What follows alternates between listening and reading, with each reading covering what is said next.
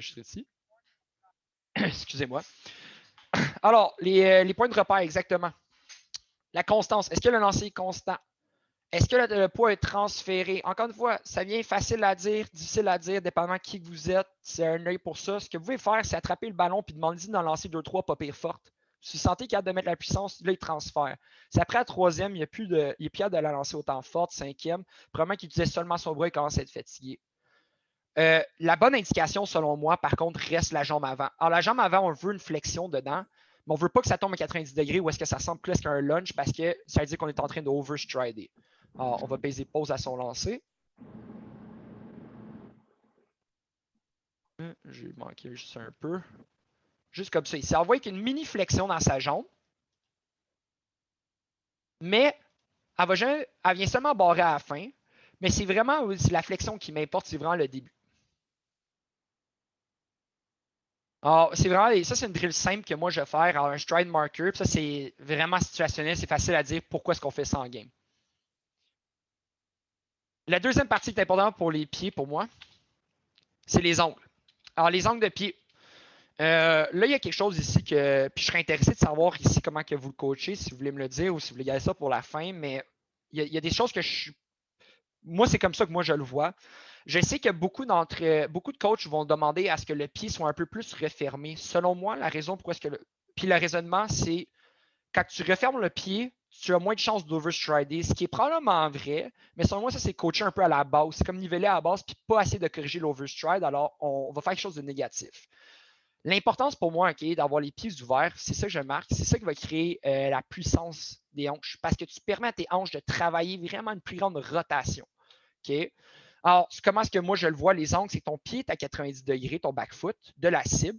Simplement, comme au baseball, c'est que tu vas avoir le plus possible, si vous regardez ma main, une plateforme sur le long à pousser dessus. Alors, c'est pour ça qu'on a un début vraiment, on pousse et ensuite on va venir tourner les chevilles dans le lancer. Et on va permettre ensuite le pied avant de venir se planter. Moi, je demande au moins de pointer à la cible. Tu peux ouvrir, tu peux être un petit peu en dessous, mais il faut que tu sois proche de la cible parce que je veux que tes hanches ils terminent avec ton chest vers la cible. On veut générer une puissance. C'est ça le but à la fin de la journée. Alors, les points de repère que moi je vais donner dans la prochaine drill, c'est ça. Alors, est-ce que les pieds sont avant, proche de la cible ou un peu plus loin que la cible? Est-ce que le pied derrière est à 90 degrés? Puis je vais parler du dernier point après. Alors, ça, cet exercice-là s'appelle le dead drop. C'est un exercice que j'ai inventé. Peut-être que ça existait avant, mais je l'ai vu ailleurs. Je ne vais pas prendre le crédit, mais c'est comme ça que je le nomme. Puis c'est un exercice qui est, exemple de quand je vous parlais, n'est pas encore réel, mais après, on peut le rendre réel. Alors, qu'est-ce qui va arriver dans cet exercice-là? Vous n'allez pas l'entendre parce que je n'ai pas d'audio. Antoine va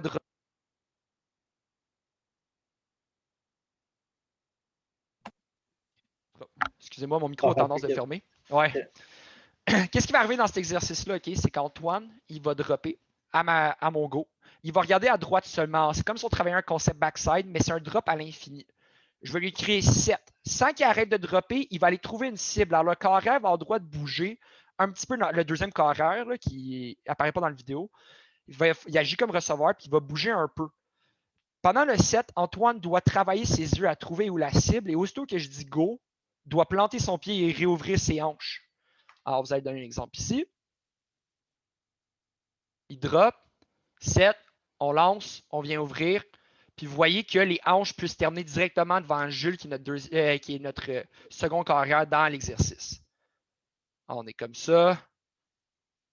Et on vient planter. Puis le but de l'exercice, c'est qu'au fur et à mesure que ça avance, de plus en plus que je suis rapide à dire la différence entre 7 et go.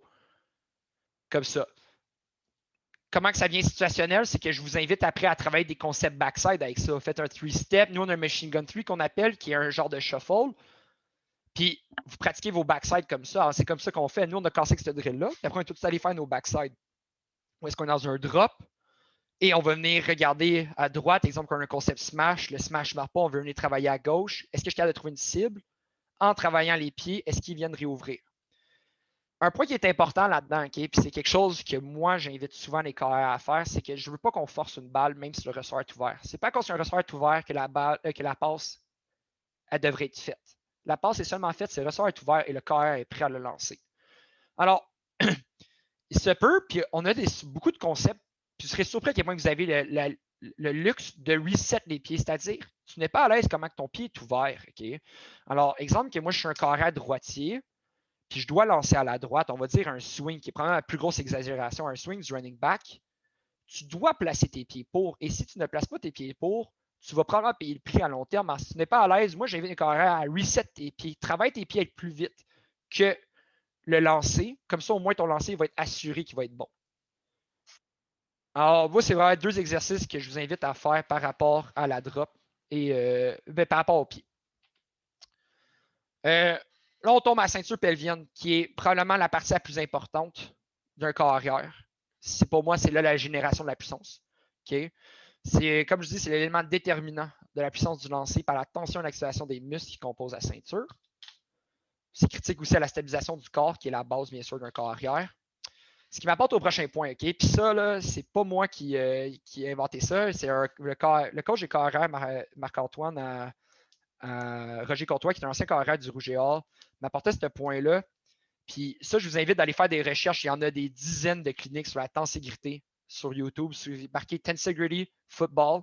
Okay? Puis c'est l'idée, c'est un thème d'architecture qui a été apporté en biomécanique. Okay? Puis vous avez probablement déjà vu des vidéos comme ça. C'est comment est-ce que je peux utiliser la tension et la compression afin de créer de la puissance, mais aussi une stabilisation.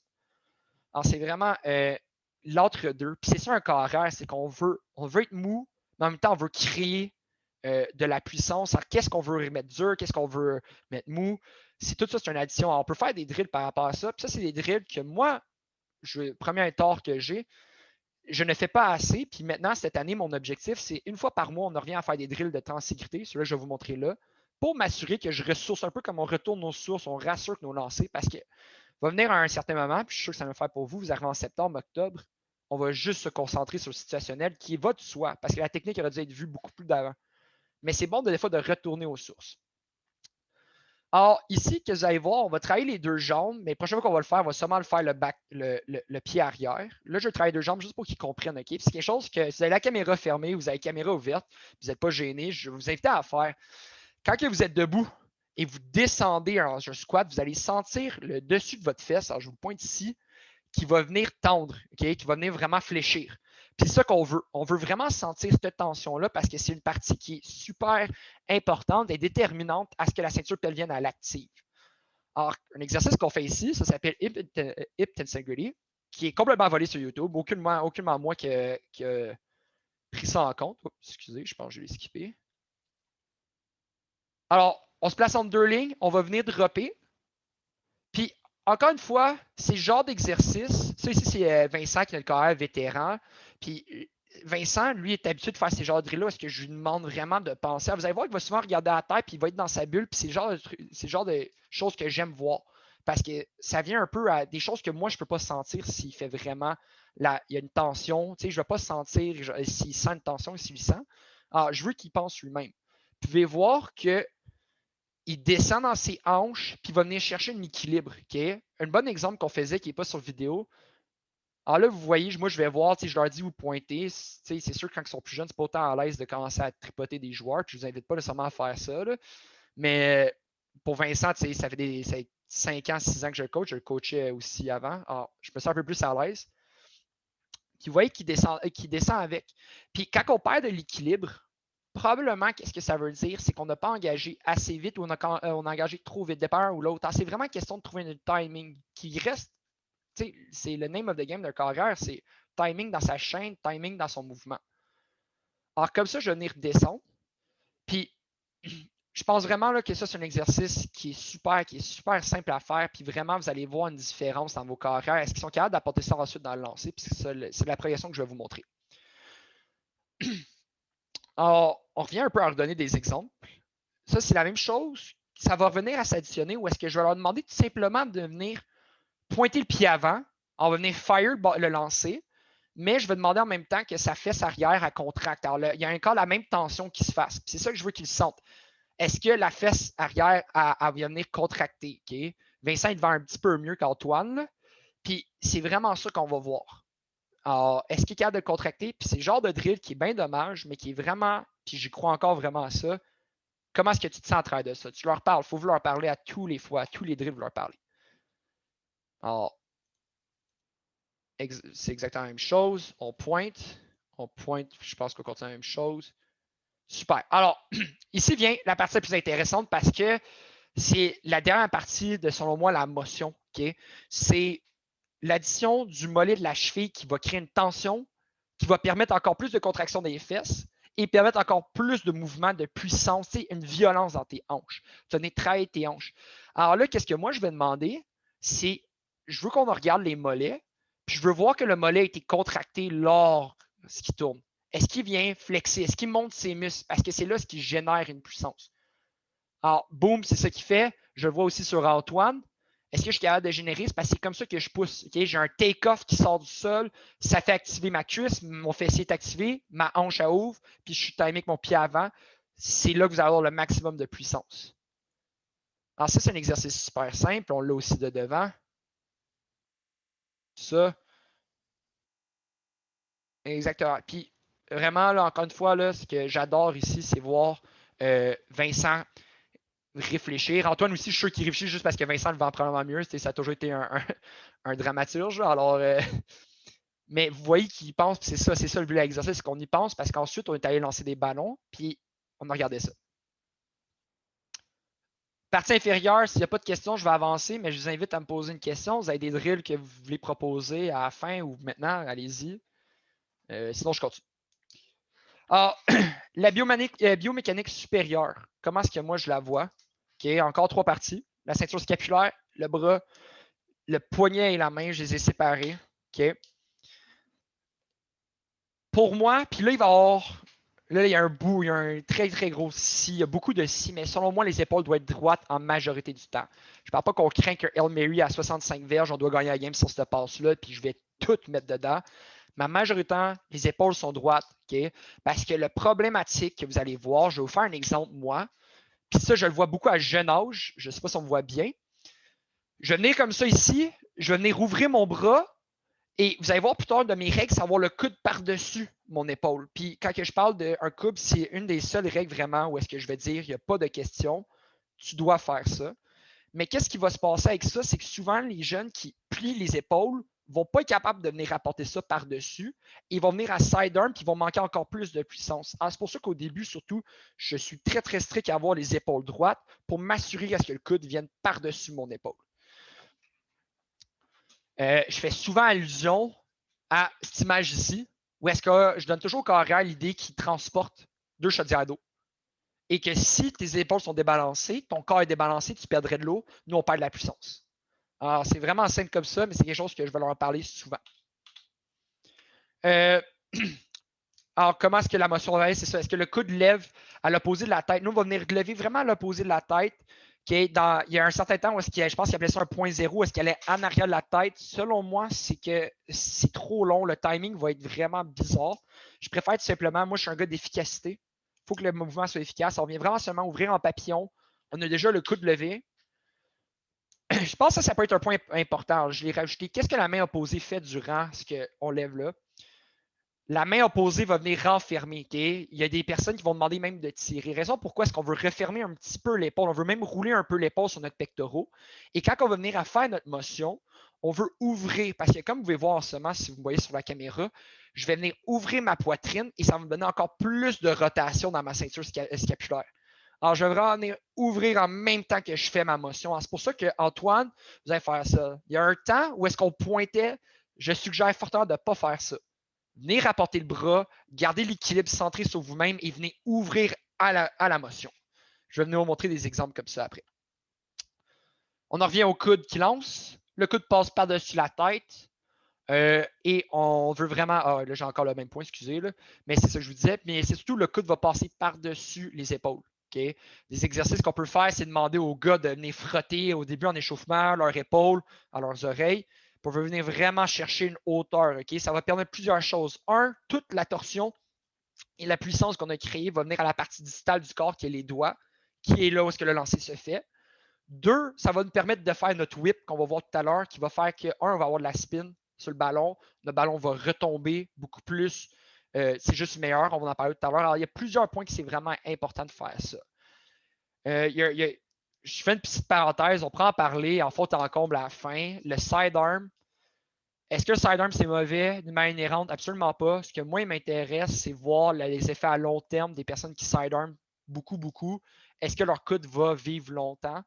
Ça, c'est quelque chose que j'aimerais voir à long terme. C'est quelque chose parce que des fois, j'ai des doutes, je vois comment que le poignet bouge, puis c'est pas tant naturel. On force beaucoup des chocs sur le poignet qu'on essaie d'éviter.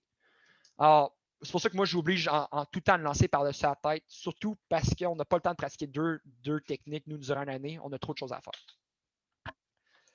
La main et le poignet, je vais m'excuser, puis je vais aller avec des points un petit peu qui vont sortir un peu partout, parce que je ne savais pas comment vraiment vous l'apporter de manière qui était chronologique.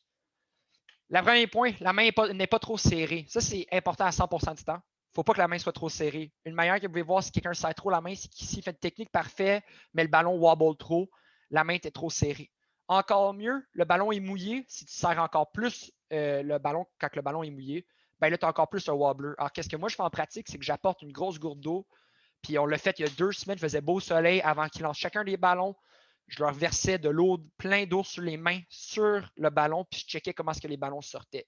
Je pense vraiment, à part si c'est torrentiel, qu'on devrait être capable de lancer en spirale pas mal tout le temps. Puis tu sais, je ne m'attends pas à ce que ça soit spirale, mais je pense qu'il n'y a pas une défaite en disant genre il y a trop d'eau à part si c'est comme la fin du monde. Tu sais, là, je vais comprendre. Là. Mais c'est question vraiment comment est-ce que je tiens le ballon. Est-ce que c'est pas trop serré? Entre, j'aurais dû avoir un ballon ici, alors je vais prendre ma casquette. Je vais m'attendre à avoir un espace ici aussi, ici. OK? Entre, je ne sais pas comment on pourrait appeler ça, entre l'index et le pouce. Ça reste encore, puis je vais en parler après, c'est l'intégration des doigts dans le lancer. Si vous suivez le baseball en ce moment, j'écoute zéro le baseball, mais j'adore tout ce qui est lanceur. C'est sûr, j'écoute plein de vidéos, c'est lanceur. Parce qu'il y a un gros drame à propos de l'utilisation de foreign substance, là, du TAC. Puis qu'est-ce qu'ils essaient de faire? C'est créer de l'RPM. Alors, des lanceurs qui passent de 2300 tours à 2700 tours, c'est absurde. Il n'y a personne qui peut faire ces gains-là en une année, puis c'est sûr, c'est parce qu'ils trichent. Mais la base vient de comment est-ce que tes doigts impactent la balle dans la rotation. Alors, un point qui peut être très facile pour vous d'ajouter, comment est-ce que je fais pour ajouter de l'RPM dans la balle? Alors, ce qui fait que la balle va être plus spiralée. Plus que l'index est haut le ballon, plus que le ballon va être spiralé. Okay? Parce que ton index va avoir plus d'impact sur la rotation. Encore là, on n'oublie pas la règle la plus importante, qui est la règle d'or. Est-ce que mon corps est confortable? Si une petite main, effectivement, ça va aller à son désavantage à ce niveau-là. Okay? C'est pour ça que même, vous voyez, dans le NFL, dans le draft, c'est un peu random, là, parce que si le jeu collégial était bon assez, mais ils vont mesurer même la main. C'est quelque chose qui est super important par rapport à ça. Main sur les cordes, si possible. Je comprends qu'il y a des passes qui ne sont pas possibles, mais en tant que tel, ça devrait être coaché tout le temps. Est-ce que tu es capable de prendre tes cordes? Surtout si vous jouez under center, le ballon devrait être snappé avec les cordes de mémoire. Moi, c'était comme ça, c'était dans mon temps. Mais tu devrais toujours avoir la corde sur les mains. Si tu lances un hook, un swing, je vais comprendre quelque chose de rapide, mais tout ce qui est une progression, qui est un drop qui est plus qu'un one step, la main doit être trouvée, les cordes. Encore une fois, le but, les cordes sont là, les lacets sont là pour impacter le ballon à faire des RPM. Le dernier point, ce qu'ils appellent, moi j'appelle le whip, qui est alors, le fouettage du poignet, où est-ce que je venais fouetter, comme si je m'en venais, moi j'appelle pet de chest. Okay? Alors ça que je dis aux personnes, je dis viens flatter la poitrine de ton receveur, force ton ballon à créer une rotation. Tu veux qu'il passe à travers. C'est un des plus gros impacts que je vois du whip. Il y a 2 affaires. Moi, je le vois visuellement maintenant parce que je suis habitué, parce que le ballon, on dirait qu'il ne veut pas tout de suite redescendre. Il a tendance à flotter un peu comme on appelle ça un duck. Souvent, le fouettage n'a pas été fait d'une manière assez adéquate ou n'a pas été timé avec le transfert de poids. De l'autre point aussi, on va voir énormément les personnes qui ont une difficulté à whipper le ballon à travers le vent. Alors, j'adore aller voir des carrières quand je vais voir des games dans le vent parce que c'est là ce qu'on voit les vraies carrières, c'est qui capable de lancer à travers du vent. Ça, c'est un point qui est super critique à tout ça. Est-ce que, puis le dernier point encore avec le bras, c'est est-ce que la main a follow-through? Alors, ça, comme au golf, le golf est un super sport pour les carrières parce que c'est exactement les mêmes choses, pas mal. Une fois que j'ai lancé, est-ce que ma main, moi j'appelle, on rapporte l'épée à le fourreau, parce qu'on s'en vient chercher l'anche opposée pas mal. Ça m'oblige, à whipper. Puis est-ce que je suis boulant? La raison pourquoi, c'est que de manière instinctive, on va couper le mouvement avant qu'on sort le ballon et on ne va pas whipper assez. Alors, tant qu'à faire, on exagère le mouvement et tu viens l'apporter. Exercices qui sont simples, ça c'est probablement, la plupart d'entre vous ont probablement déjà vu cet exercice-là, mais c'est un exercice qui marche. On fouette une serviette, on ressent. Quelque chose qui aurait pu être mieux, par contre, taper la serviette pour que ça fasse vraiment plus une corde. mais vous pouvez voir ici que je vais venir fouetter, puis je veux que ça soit timé avec mon transfert de poids. Est-ce qu'il est timé? Comme ça ici. On vient ouvrir, boum. Puis je viens rapporter l'épée dans le four. Excellent.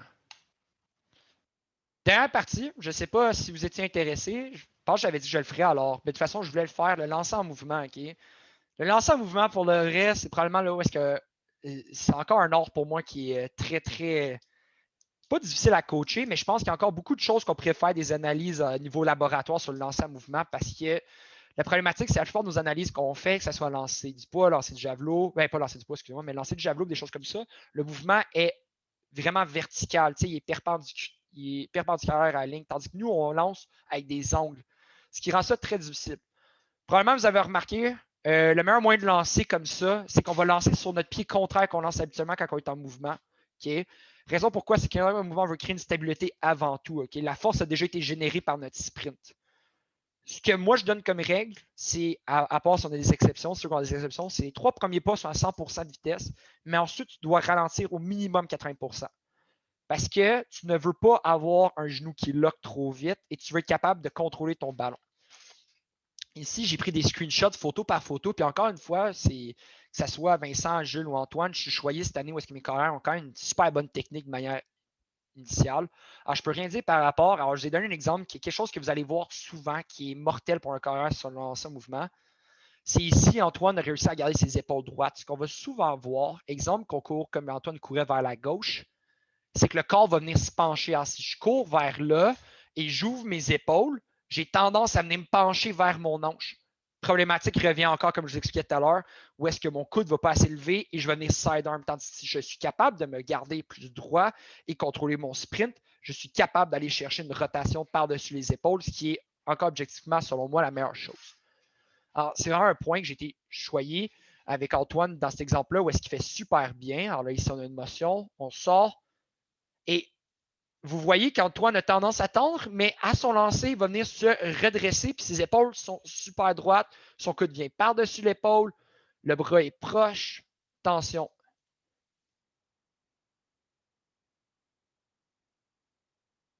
Puis, encore même chose, alors je laisse encore pleine vitesse, on vient chercher une hauteur. Puis, tous les éléments que je vous ai nommés tout à l'heure restent le même. Alors, le pied va venir ouvrir, comme ça ici. Le ballon est clairement whippé parce qu'on peut voir les index qui viennent vers le bas. Ça, c'est littéralement, si j'avais demandé de l'exagérer, il n'aurait pas pu faire mieux que ça. Alors, ça, c'est incroyable. Puis, c'est vraiment, pour de vrai, une rep pas mal parfaite selon moi. Est-ce que le ballon a été attrapé? Est-ce que le ballon a été lancé de 15 pieds par-dessus la tête? Dans ma tête, non, parce que toutes mes reps sont parfaites, mais ça se pourrait que je monte en ça. Alors, je pense que, je sais pas si j'avais mis une mauvaise rep, parce qu'il en fait définitivement, mais vous voyez vraiment que c'est la question de se redresser qui va toujours venir mortel sinon. Alors, ça va être un screenshot pour vous. Ça, c'est comme ça que moi, je regarde un lancer. Okay? Vous êtes capable de prendre je vais vous envoyer le recording, là. Mais ça, c'est pas mal vraiment pour moi un lancer. C'est beaucoup d'informations. C'est énormément d'informations. Je ne passerai pas à travers. C'est pas mal ce qu'on a vu. Mais si vous voulez prendre un screenshot, allez-y. Je vous invite à le faire. Puis de toute façon, je mettrai le PowerPoint en ligne. Je vais le mettre sur probablement YouTube. C'est vraiment ça. C'est sûr qu'il manque des mouvements, il manque des points précis parce que je ne prendrai pas cette slide, mais c'est vraiment ça en gros pour moi, c'est quoi un lancer du corps arrière.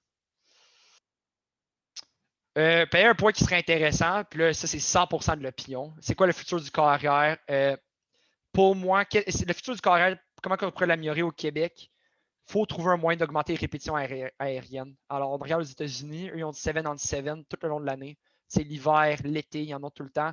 Nous, juste louer un stade intérieur, ça coûte un bras, une jambe. C'est des problématiques. Il faudrait trouver une manière d'unir du monde. On fasse des ligues, mais il faut trouver un moyen que les carrières aient plus de reps. Un point que Gabriel Cousineau avait partagé sur la même page, probablement que vous m'avez retrouvé, que je pense qui était un des meilleurs points écrit. Puis c'est quelque chose que je suis entièrement d'accord, c'est la réglementation du ballon. Parce que le ballon est trop gros selon moi, rendu en soirée 4. Ben, en soirée 3 même. T'sais, on a des carrières, moi j'étais chanceux, à Roger Courtois, mon carrière en soirée 3, il mesurait 6 pieds 2. Je ne peux pas demander à un gars plus gros que ça en soirée 3. Mais l'année d'après, j'ai un gars de 5 pieds 8. Sa main n'était pas prête à prendre un F2000. Qu'est-ce qui arrive? On n'est pas capable de lancer au loin. On ne veut pas affecter la confiance du carrière. Qu'est-ce qu'on fait? Tracer court ou on court le ballon? Ça tue son développement. Puis, un autre point, une adoption du style de jeu plus agressif par la passe, en ce que vous êtes capable d'être forcé.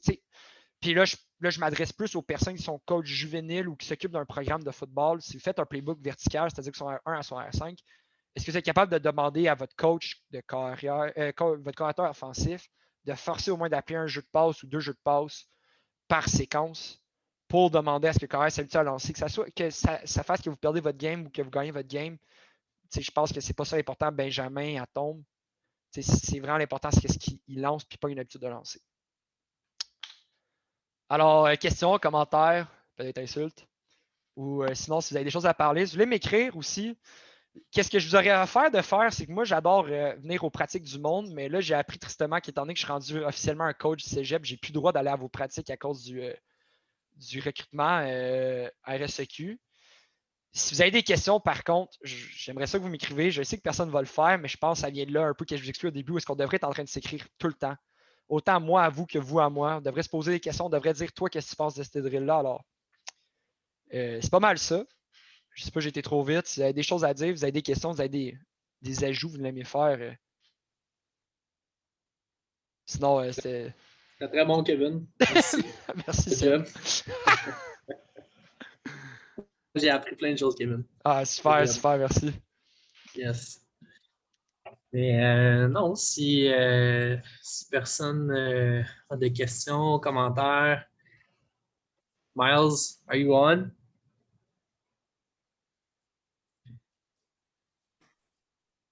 Hello. Hey, Miles. Hey, what's going on? No, I just want to say that was great, man. And coach, I'm pumped. I've known Antoine for a long time, so it's great to see that he's got a great coach over there with you guys. And I mean, he's going to be something special in the future. And Vincent is one hell of a kid too. So no, that was great, man. Even I learned a bunch of stuff too. So it's really great seeing other guys, taking advantage of proper mechanics and doing things proper. So no, great stuff.